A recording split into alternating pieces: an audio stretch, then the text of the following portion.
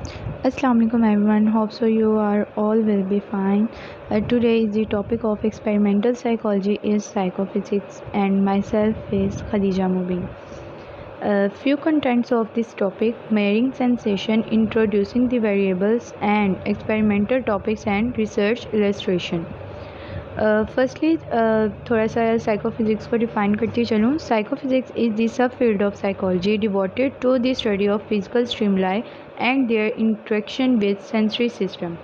अब यहाँ पे जो हमारे पास साइकोफिज़िक्स है, बेसिकली ये एक सब फील्ड है साइकोलॉजी की, और इसमें हम स्टडी करते हैं जो हमारे सेंसरी सिस्टम हैं उनको हम फिज़िकल स्टिमुलाई के साथ उस पर स्टडी करते हैं कि उनकी जो हमारी फ़िज़िकल स्टिमुलाई और हमारे जो सेंसरी सिस्टम है उनके साथ आपस में क्या इनका इंटरलिंक है और क्या इंटरेक्शन है.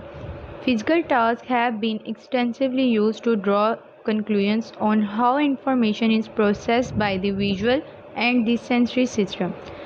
नेक्स्ट हमारे पास ये लाइन आ जाती है कि जो हमारे विजुअल और दूसरे सेंसरी ऑर्गन्स हैं, जो भी सेंसरी सिस्टम है, इसके ज़रिए से हम किस तरह से इंफॉर्मेशन को प्रोसेस कर सकते हैं और इस पर जो आने वाला जो भी रिज़ल्ट होता है हम वो साइकोफिज़िकल के थ्रू उसको बड़े पैमाने पर इस्तेमाल करते हैं. नेक्स्ट हमारे पास आ जाता है what is the function of psychophysics. Psychophysics is concerned with measuring how external physical stimuli cause internal psychological sensation.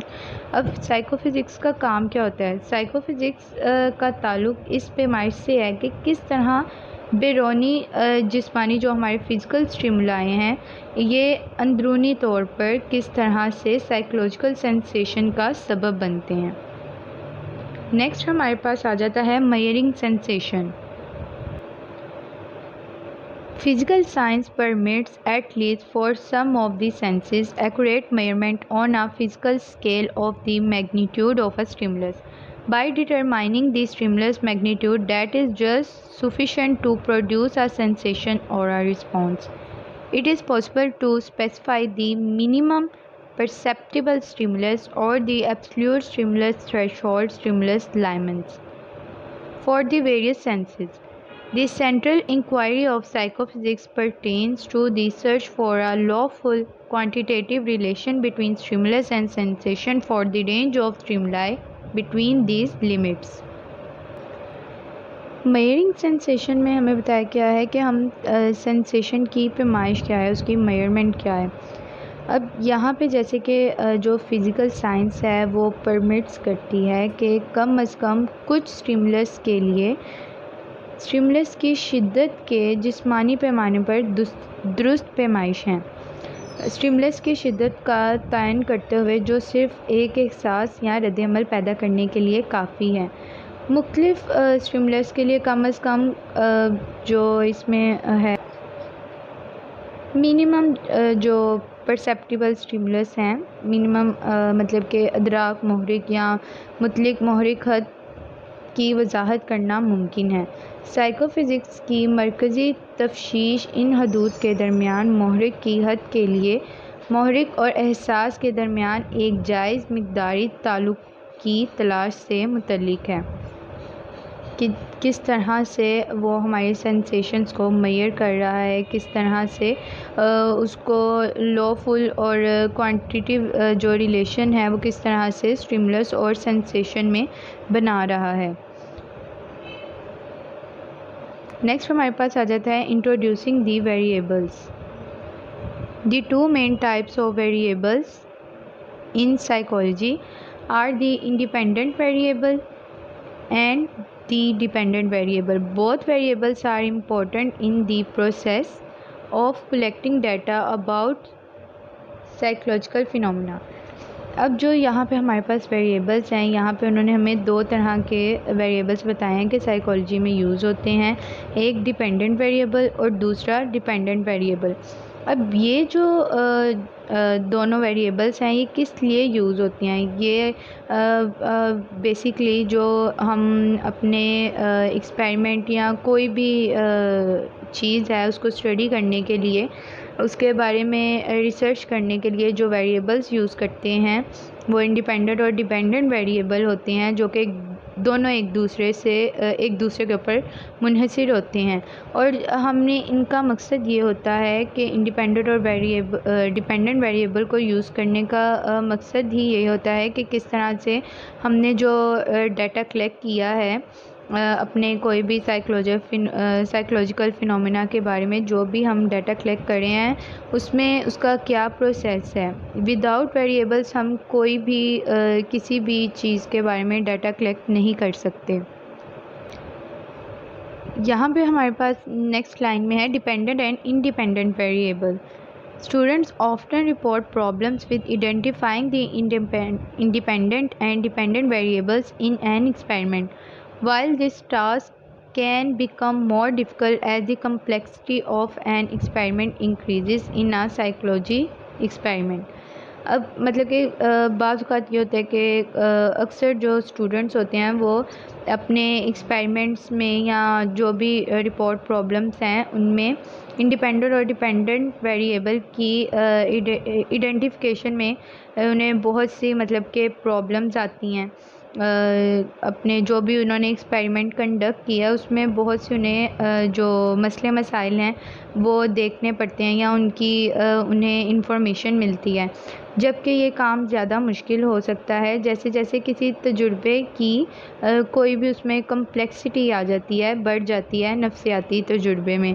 देखिए साइकोलॉजी एक्सपेरिमेंट में कोई भी अगर उसके एक्सपेरिमेंट में कम्प्लेक्सिटी आ गई है तो वो कहीं ना कहीं थोड़ा सा टास्क जो है हार्ड हो जाता है, डिफ़िकल्ट हो जाता है।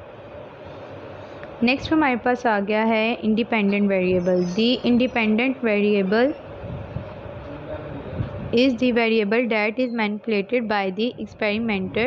An example of independent variable in psychology in an experiment on the impact of sleep deprivation on test performance.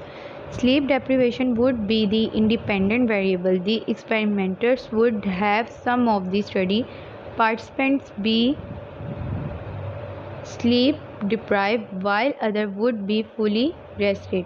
अब यहाँ पे उन्होंने जो हमें इंडिपेंडेंट वेरिएबल का बताया है कि ये वो वेरिएबल है जो एक्सपेरिमेंटर के ज़रिए एक मतलब कि उससे जोड़ता है।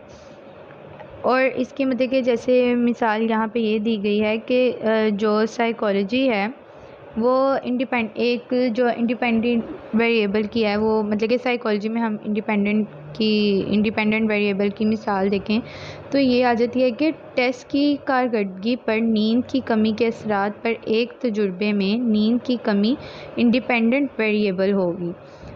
और जो जितने भी वहाँ पे जो तजुर्बाकार हैं, एक्सपेरिमेंटर्स हैं, उन्होंने मुताला करके जो भी पार्टिसिपेंट्स थे उनमें से कुछ को नींद से मतलब कि महरूम रखा होगा, जबकि दीगर मुकम्मल तौर पर आराम कर रहे होंगे। नेक्स्ट हमारे पास आ जाता है डिपेंडेंट वेरिएबल।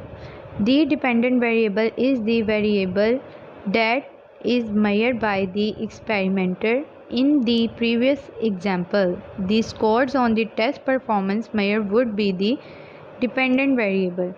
अब यहाँ पे जो हमारे पास डिपेंडेंट वेरिएबल है, ये एक ऐसा वेरिएबल है जो एक्सपेरिमेंटर्स के ज़रिए से मेजर किया जाता है। इन दिस प्रीवियस, जैसे कि हमने पीछे एग्जांपल में मैंने आपको एक एग्जांपल दी थी कि टेस्ट की जो मतलब कि रिपोर्ट थी या उसकी मेजरमेंट थी, उसकी परफॉर्मेंस थी, उसकी मेजरमेंट पर इसको इन्हसार मतलब कि इंडिपेंडेंट वेरिएबल से हम करेंगे। डिपेंडेंट वेरिएबल का जो इन्हिसार है, मैंने आपको पहले भी बताया था कि इंडिपेंडेंट और डिपेंडेंट वेरिएबल दोनों एक दूसरे पर मुनहसर हैं, दोनों एक दूसरे पर डिपेंड करते हैं। इसलिए जो पिछली वाली एग्जांपल थी उसमें जो भी परफॉर्मेंस की पैमाइश मतलब कि जो भी हमने उसकी परफॉर्मेंस की मेजरमेंट की है वो इंडिपेंडेंट वेरिएबल पर इन्हिसार करती है। यहाँ पे नीचे हमारे पास कंफाउंडिंग वेरिएबल्स बताए गए हैं। If a variable can not be controlled for it becomes what is known as a confounding variable. अगर किसी वेरिएबल को कंट्रोल नहीं किया जा सकता तो ये वो चीज़ बन जाती है जिसे उलझाने वाले वेरिएबल के नाम से जाना जाता है। कंफाउंडिंग का मतलब होता है उलझाओ। अब किन वेरिएबल्स में किस तरह से कंफाउंडिंग आ जाता है या किस तरह से वो वेरिएबल्स को कंफाउंड कर देता है, ये हम इसमें पढ़ेंगे। This type of variable can have an impact on the dependent variable which can make it difficult to determine if the results are due to the influence of the independent variable, the confounding variable or an interaction of the two। अब जो इस type के जो variables होते हैं इनका जो मतलब कि ये इन्हिसार करते हैं वेरिएबल्स पर, मतलब कि हो सकता है जो मतलब कि कंफाउंड टाइप के जो वेरिएबल्स होते हैं ये अफेक्ट करते हैं वेरिएबल्स को, जिससे ये मतलब कि तयन करना मुश्किल हो जाता है, उस चीज़ का पता लगाना मुश्किल हो जाता है कि जो भी नतीजा इंडिपेंडेंट वेरिएबल में आता है वो कंफाउंड वेरिएबल वाले जो वेरिएबल्स हैं या दोनों के बाहमी तामुल की वजह से होता है। नेक्स्ट हमारे पास आ जाता है operationalizing variables. An operational definition describe how the variables are measured and defined in the study. 1. Before conducting a psychology experiment, it is essential to create firm operational definitions for both the independent variable and dependent variable. अब जो हमारे पास आ जाती है operational definition, अगर हम operational की तारीफ़ देखें तो ये बताती है कि ये किस तरह से स्टडी करती हैं या किस तरह से वेरिएबल्स को मेजर करती है और उनको स्टडी में डिफ़ाइन करती है। जैसा कि साइकोलॉजी एक्सपेरिमेंट में स्टडी करने से पहले ये देखा जाता है कि ये ज़रूरी है कि जो इंडिपेंडेंट और डिपेंडेंट वेरिएबल हैं क्या ये दोनों मजबूत ऑपरेशनल डेफिनेशन को डिफ़ाइन कर सकते हैं। नेक्स्ट हमारे पास आ जाता है experimental topics and research illustration in psychophysics. It is a field that explores the relationship between physical stimuli and our perception. Researchers use various experiments to study things like thresholds, discrimination, and scaling. One classic example is the Weber's law experiment, where they test our ability to detect difference in stimuli. It is fascinating stuff. अब इसके जो first point है इसमें हमें वो बता रहे हैं जो हमारे ये टॉपिक है वो है साइकोफिज़िक्स में जो भी एक्सपेरिमेंटल सब्जेक्ट्स आते हैं और क्या इसकी रिसर्च के हवाले से क्या एग्जांपल्स हैं। ये एक मतलब कि जो एक्सपेरिमेंटल टॉपिक्स और रिसर्च इलस्ट्रेशन इन साइकोफिज़िक्स है ये एक ऐसा टॉपिक है जो फ़िज़िकल स्टिमुलाई और हमारे जो परसेप्शन है उसके ताल्लुक़ को डिफ़ाइन करते हैं। और जो रिसर्चर्स की हद उसका इम्तियाज़ और जो भी मेजरमेंट जैसी चीज़ों का मुताला करने के लिए मुख्तलिफ़ तजुर्बात का इस्तेमाल करते हैं। एक बेहतरीन मिसाल इसकी ये है कि वेबर्स लॉ है उसका जो एक्सपेरिमेंट है ये इसकी बेस्ट एग्जांपल है, जहां वो स्टिमुलस में उसमें डिफरेंस पता लगाते हैं। जो भी स्टिमुलाई है उसका फौरी तौर पर पता लगाने में मदद देता है, उसकी जो भी सलाहियत है उसको जांचने में मदद देता है। और ये बहुत ही एक फैसिनेटिंग स्टफ़ है जो वेबर्स लॉ का एक्सपेरिमेंट है। नेक्स्ट हमारे पास आ जाता है some experimental topics and research illustration in psychophysics. One interesting topic is the study of absolute threshold. Researchers conduct experiments to determine the minimum amount of a stimulus needed for us to detect it. अब यहाँ पे जो साइकोफिज़िक्स में कुछ मतलब के experimental subject और जो भी रिसर्च इलस्ट्रेशन है उसका एक मतलब के बेस्ट और इंटरेस्टिंग टॉपिक है ये, जिसमें जो रिसर्चर्स हैं इस बात पर जो है वो स्टडी करते हैं कि इस बात का तयन करने के लिए तजुर्बात करते हैं कि जो भी स्टिमुलाई है उसकी कम अज़ कम मिकदार का तयन करने के लिए जिसकी उन्हें ज़रूरत पड़ती है, किस तरह से वो मतलब कि मिनिमम अमाउंट में ही स्टिमुलस की जो भी नीड होती है उसको किस तरह से डिटेक्ट करते हैं। For example they might investigate how faint a sound can be before we can hear it. These experiments help us understand the limits of our perception। अब यहाँ पे जो हमारे पास मिसाल आ जाती है वो ये है कि वो इस बात की तहकीक कर सकते हैं कि आवाज़ सुनने से पहले कितनी बेहोश हो सकती हैं, या तजुर्बात हमें अपने जो भी हमारा परसेप्शन है उसकी जितनी भी लिमिट्स हैं उसको समझने में किस तरह से मदद करते हैं।